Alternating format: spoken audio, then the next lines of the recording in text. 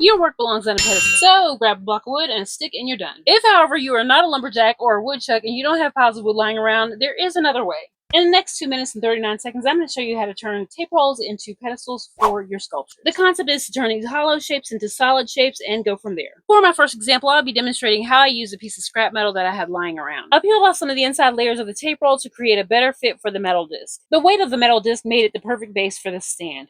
I bent the wire bottom of the sculpture that I wanted to place into the base so that it could sit down in there securely. Then added ample hot glue. If you don't have random scrap metal lying around, I'm going to show you what you can do for weight instead. Back to this piece where I am now adding some paper mache clay or paper pulp to the base to fill it in and to secure the sculpture. The tape roll is now full of paper pulp and I'm going to set it aside and let it dry. And now we have a batch of empty tape rolls that I'm going to use to show you the alternative way to create weight in your bases. If you're mounting a sculpture of any level of fragility or weight, you will definitely want the weight in the base to keep it stable and secure. Trace your tape roll onto some cardboard, then cut out the circle to fill in the bottom side of your base. Next, you're going to need something like these flat river stones that I sort of borrowed from my garden to fill in the base, add the weight, and be flush. Here I'm using salvage hanger wire, but you can head to the hardware store to find all gauges of wire depending on your project need. Choose river stones that are flat enough to be flush in your base. Then bend your wire to create a little prong type stand so that it can be glued in place securely. I use my trusty hot glue gun. Once your hot glue is dry, you can proceed to add paper mache pulp to your base to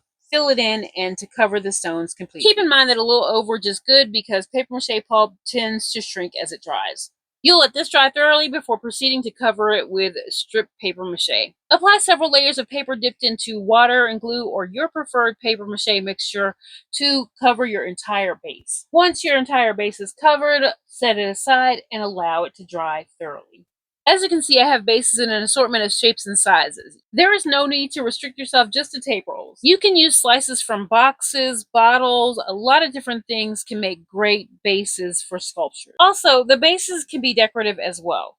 They can be shapes and objects that relate to your sculpture. You can make it interesting. Next, I'm sanding the bases to prepare them for paint. This next step is optional. I typically like to bend the top of the wire to give the sculpture or form more to hold on to and to make it more secure on the top. To finish the bases, I'm applying a neutral dark brown acrylic paint to allow the focus to stay on the sculptures themselves. That's not to say I won't paint any of these a different color later. It just depends on what sculpture ends up on each one. If you've watched this far, I'm placing you on a pedestal. See you next time.